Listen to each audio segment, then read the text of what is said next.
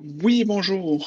Bienvenue à cette consultation publique, là, consultation là, écrite d'ailleurs d'une durée de 15 jours qui commence aujourd'hui, relativement au projet de règlement 1671-20, modifiant le règlement de zonage 1528-17. Mon nom est Pierre-Marc Bruno, directeur adjoint au service de l'aménagement du territoire et du développement économique à la ville de Saint-Constant. Je serai avec vous aujourd'hui pour vous expliquer les tenants et aboutissants de ce projet de règlement. Donc, ce projet de règlement a pour but, là, tout simplement, d'ajouter les usages de déchetterie, écocentre, entreposage abrasif et garage municipal dans la zone A731 située sur le territoire de Saint-Constant. La dite zone en question est localisée là, au bout du chemin du camp militaire, là, entre l'autoroute 30 et la montée de la Saline. Donc, vous voyez à l'écran là, actuellement là, la zone concernée qui est la A731, qui est le site de l'ancien dépôt-neige, ainsi que les zones contiguës au pourtour. La modification du zonage là, réside dans la modification de la grille des spécifications A731, qui ajoute dans les usages spécifiquement autorisés euh, les usages de déchetterie, éco-centre, entreposage abrasif et de garage municipal. La ville de Saint-Constant est actuellement en voie de devenir propriétaire des lieux. Les besoins pour un nouveau garage municipal d'un nouvel écocentre sont présents. Euh, Celui étant situé au 25 Montée la Saline, actuellement étant désuet, étant donné que la population a connu une croissance significative là, durant les 20 dernières années. Donc, le but d'autoriser ça à cet endroit-là est d'amener le garage municipal et l'éco-centre à cet endroit.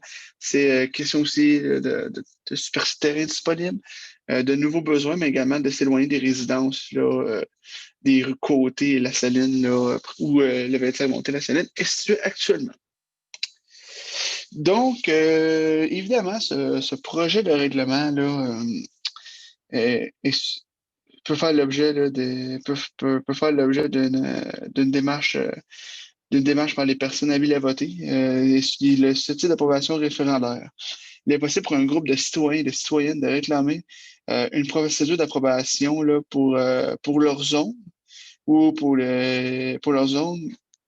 Dans ce cas-ci, avant l'adoption d'un règlement, il y a pour but de modifier certains objets du règlement de zonage ou de lotissement, ce qui est le cas avec ce projet de règlement.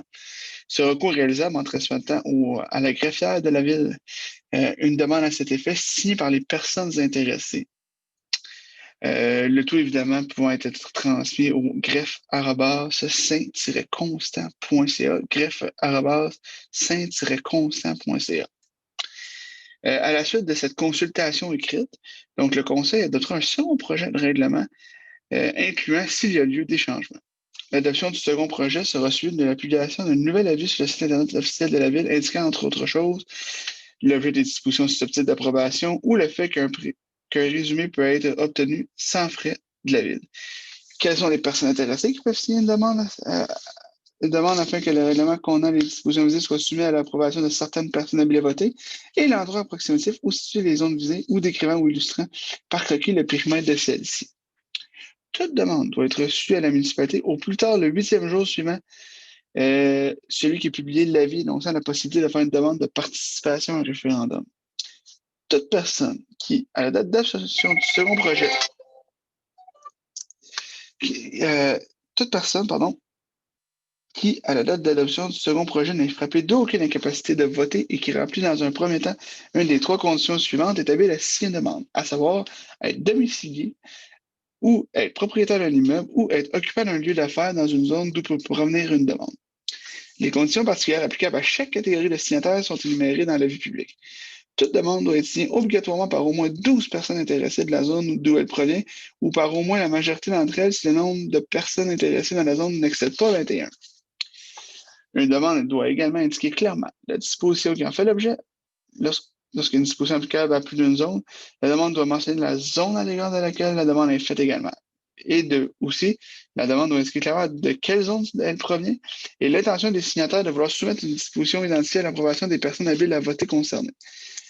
La demande doit évidemment porter la signature des personnes intéressées et tout le mécanisme nous sera expliqué dans l'avis public de second projet pour la validation des identités des requérants cet été.